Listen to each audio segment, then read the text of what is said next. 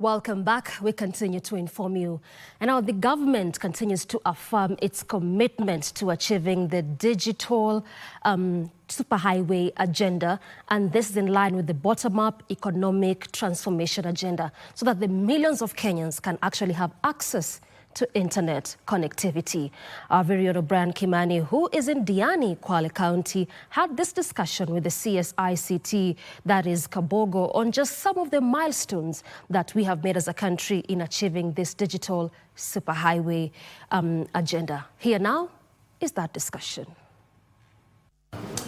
Well, it is day 2 of the Connected Africa Summit, which is taking place here in Diani, Kwale County, and great conversations are taking place about how to drive artificial intelligence and, of course, how to regulate an industry and ensure that people use this technology, to drive growth, to drive innovation.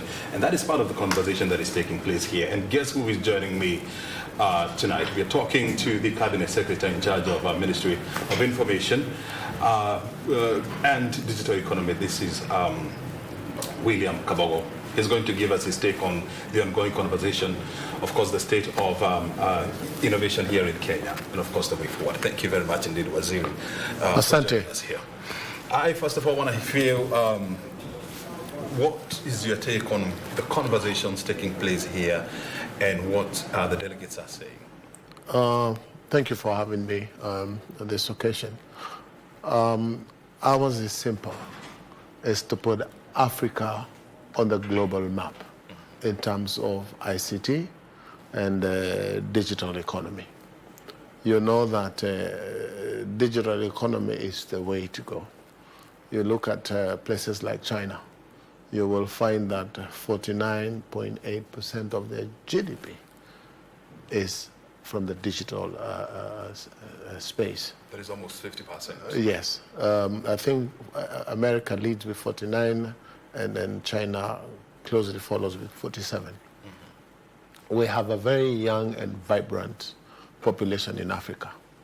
And that's why we find this space, Connected Africa, as one of the ways to harmonize what is happening on the digital platform in Africa, to take advantage of, the young population in Africa is below 35, is 70%. And unemployment across the board, Kenya to South Africa to Morocco, the entire continent has a huge unemployment problem. And these countries that are participating in Connected Africa have a common understanding that we need to open up this space for digital. You know that, for example, India, before the computer era came in, India had graduates, professors, and very learned people in the streets doing hawking because there were no jobs. But when they started doing business processing overseas, India quickly became a middle-class economy. You understand now that Kenyans are involved in digital trading, in digital activities to make money, especially from the hubs that I have visited that are done by Konza Technopolis. You will find good stories about how young boys and girls are making money online. And that's why, and we thank the President for his visionary leadership in terms of how we need to develop a hub in every ward in Kenya. That's 1,450 of them. Yeah. From the ones that we have seen, if this is something we can achieve by 2027, 2028, it will mean that every village has a hub. That hub will develop young, skilled people who can still open their own hubs within those areas. And I am hoping that at some point in the next 2 years, there will be many small business processing centers where Kenyans Connected Africa. I mean, You're bringing in the concept of ensuring that in Africa nobody is left behind, and you're quoting numbers. You know, a continent of more than 1.2 billion people, 70% of the population is below the age of 35, and these are the future. You know, we're talking about the population dividend, but at the same time, when you look at, you know, Africa, you know, made up of 54 countries, some countries are so much behind. Others like Kenya, South Africa, Nigeria, you know, they are so much ahead. You need to remember, even if some are behind and Kenya is ahead, Kenya can become the point of reference to these countries. We can offer services to these countries to get them where we are. You talk about always trying not to reinvent the wheel. So why would countries need to go what we've gone through to get where we are? They could pick from us, plug and play. So we have, one may look at Kenya as disadvantaged because of linking together with countries that are way below. But remember that the market in Africa is huge, not like the market in India. This is the next space that anybody would want to. All the people outside Africa are looking at Africa. If we manage to bring this space to almost optimum across the continent, this will be the market for almost every other place. You understand that you look at India, population. It's 1.4. You look at Africa. It's 1.25. So there we are. Very huge, but it not coordinated, not organized. You will not look at the market as 1.2 because of the scarcity of connectivity, digital skills, all these things. But if every country thrives to make sure it's almost 80% connected, then you have 80% of 1.2 to solve. Is there any way that we can start looking at Africa as one country? And when we are thinking you know Africa, what we have done here, Africa is divided into some regions. The French-speaking side, the north, yes, the western part of us that are the Anglophones, you call, and then the southern bloc. So we have talked and agreed that countries that are in those regions need to go and start talking to each other, so that the issues we are sharing in Connected Africa, every region can report on a monthly, by month putting in a secretariat that we have put together, so that we can pull information together and people can pick. Even the private sector, we are welcoming them, those that are in this ICT digital space, that offer services in Africa, to pick from countries when they put their problem statements in our pool. And we have decided we don't have to wait for the next Connected Africa. We had Connected Africa 2024 that had Nairobi Declaration on certain things that were supposed to happen. But we are coming to report here, every country, what it has achieved in 1 year.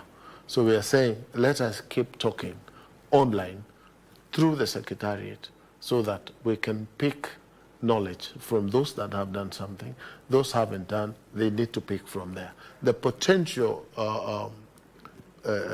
private sector that serves this industry should also be able to pick what countries need what services. And if we are doing this, even the number of countries that will participate in the next Connected Africa will be very high, because they will see value in why they come to Nairobi or why they come to Kenya for Connected Africa. You're talking about the Nairobi Declaration, you know, which was a product that came out of the Connected Africa Summit 2024.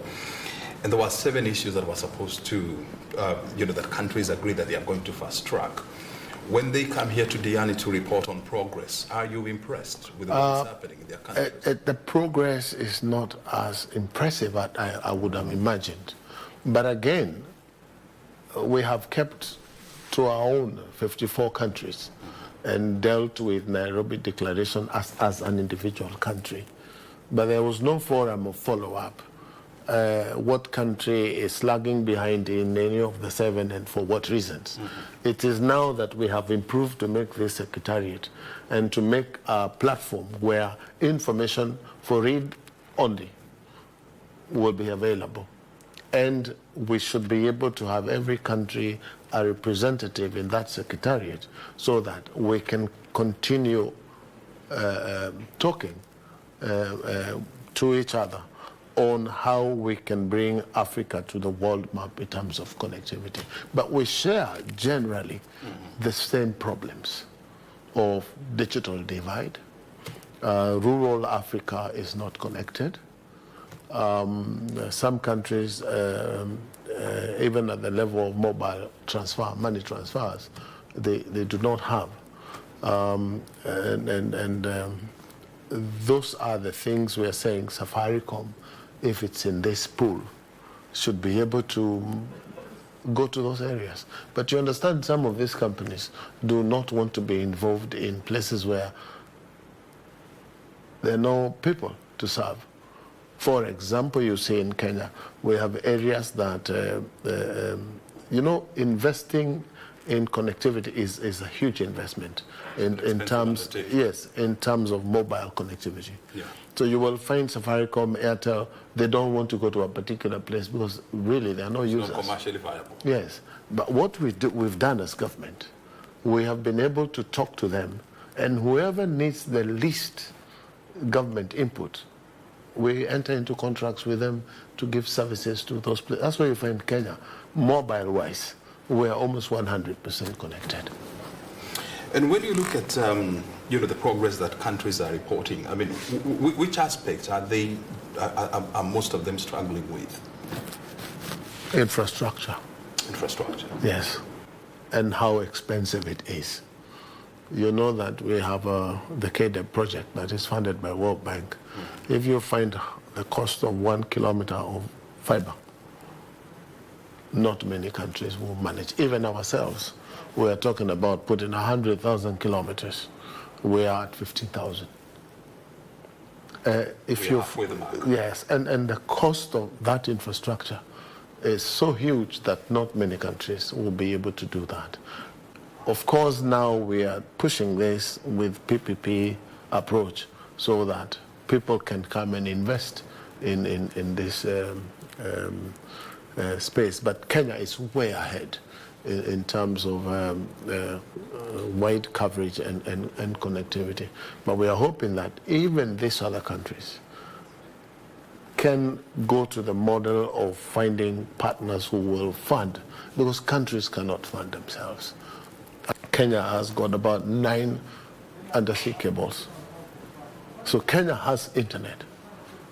It's just about taking it to the people.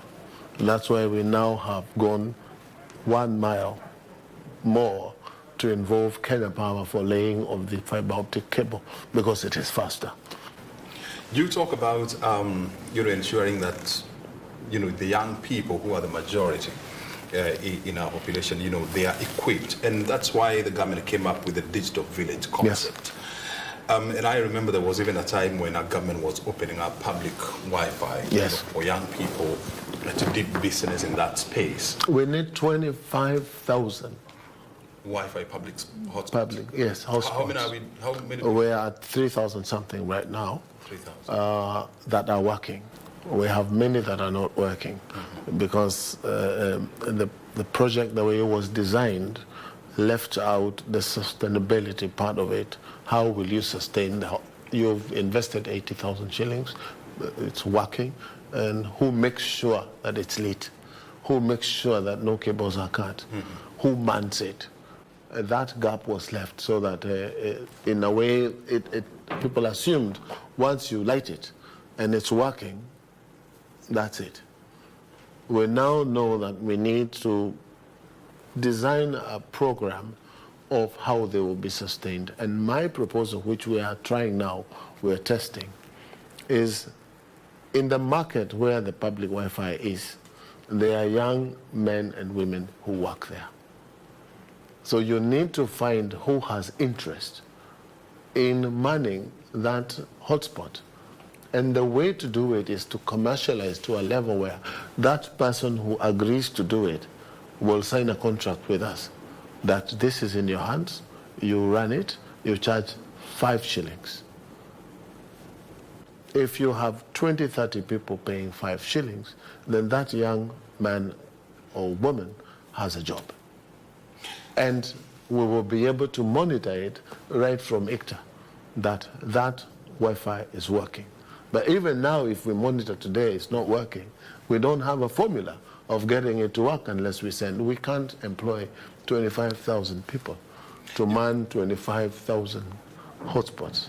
You see, when the government but was each coming up and every one of them, if it has a person to run, then you know that's where his daily bread or her daily bread will come from. So when it doesn't work, they know who to call. They know who to go online and talk to. So it's a self-sustaining project. That is our plan now, as we continue to open them. Yes. When the government was coming up with this plan, it was aimed at enabling young people, you know, the mama boga, the border riders, you know, to have access to internet so that they can trade, they can do commerce. Also have access to government services. Precisely. Yes, to, you know, look at every hub as a huduma. But you understand? But they're using it now for watching football, watching movies, downloading stuff, sending memes. Is there any way we can retweak it to ensure that it is used for the purpose that it was you know, if you put them, number one, if they're using it for gaming and for doing those things, you have achieved one thing, to get them on the platform. But for you to sustain gaming and doing these other things, you need to be liquid. You need to have a status. We want to be placed on the global map, that our Kenyan children can be at the same level with the Chinese children. You'll be amazed how the Kenyan communities are able to adjust quickly. Tell us about you know, the progress, the government's progress in terms of digitization and digitalization. I know it is one of the plank of the current administration. Where are we? Well, we, on the 100,000 kilometers that we want to do is moving, but not at the pace that the president would want. So, what are the challenges? So, some of the challenges we have is the workload and the workforce that we have. For example, the last mile issue is given to Kenya Power. Kenya Power has put in 300 contractors. We have now been pushed so hard that they should be able to get 900 contractors on board. Cut short on the time of importation of equipment, you know, lighting equipment. Of course, a little bit of bureaucracy is an issue, but at the pace now we are going with the push that the president is putting on this project, we should be getting there. Our targets, of course, are based on available resources. On phase 1 of the KDE project, which is funding connectivity, we should be there on target by the end of August. But still, we are still looking for more partners and more support, because as we said, it's an expensive exercise, but slowly but surely we're getting there. Yes. In the other aspect of digitization and is skilling, which we are doing through all the centers of excellence, one per constituency, which are really 70% almost there. We also have now the constituency CDF funded digital hubs, because they changed. The president managed to get Parliament to amend the law such that CDF can be used for construction of these hubs. Then we equip and light. So you can imagine every other MP is pushing to make sure that all these the digital hubs are built, one in every ward. So if CDF was to properly, I mean, and I've seen the will and the push the MPs are doing to make sure that these hubs are built, then in another 2 years we should have one in every ward working. So really, Kenya will be at that level where it is fully connected by the year 2028. Yesterday there was a report that, on average, Kenyans are spending about 4 hours, 18 minutes on social media. The global average is about 2 minutes. I mean, it's about 2 hours and 13 seconds. But when you look at what Kenyans are doing, I mean, it's just... We're almost #1 in the world in terms of socializing. Precisely. Data in Kenya is not very expensive. And this energy young people have, because we agreed they're 75% of users.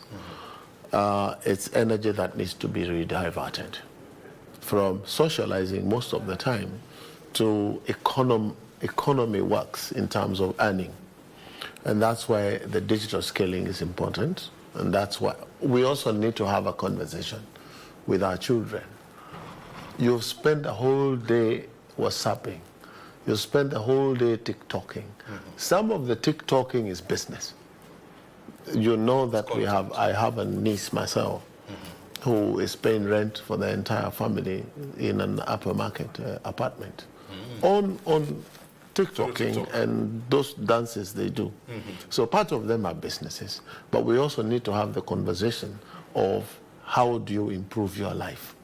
You cannot improve your life by WhatsApping, by social media activities that are not revenue or income generating. And this is a conversation that we as parents should have with our children. Sometimes you get to understand that those that are endowed with a little bit of resources avail everything to their children. What do you call those, PlayStation games, all those things. Others find it very difficult to get those things. But today, if you have a smartphone, and you know Kenya, we are now manufacturing smartphones here. We have, I think last year, produced the first 1 million in one company. Another one has come up, is targeting 3 million. If you can manage to get smartphones generally to the entire population, especially the 75%, and they understand that you can spend an hour or two online to make money and socialize 2 hours, will have cut down the wastage of 4.5 hours to 2. But to completely remove the young from social media, the games are there. There are actually now cities in the world that just do gaming. What is your take on what is happening between Kenyans on social media and Tanzanian legislators? It's bound to happen. You understand that the world is connected. You do one little thing in one corner of the world, youngsters will pick it up. Legislators are fighting Kenyans who are going there to try and do activism there. It's a healthy conversation. It's a conversation whose time has come. So watch what you say, watch what you do. And you have also been a victim of this. I enjoyed it very much. I woke up the next day and said, where are these memes? you know what has happened to them. Because I don't mind freedom of expression. I love the energy. I love what it is that every other Kenyan is doing on this space. Pamoja tujenge taifa. Thank you very much, Waziri. Asante. We've been talking to the Cabinet Secretary in charge of, I know you're in a hurry, but sorry about that, in charge of information, communication and digital economy, William Kabogo, of course giving us a highlight of what the ministry is doing to ensure that Kenya retains its position as a leader in this sector. O'Brien Kimani is my name. Thank you very much for joining us. And of course, we are coming to you from Diani, the venue of the Connected Africa Summit 2025. Back to you in Broadcasting House.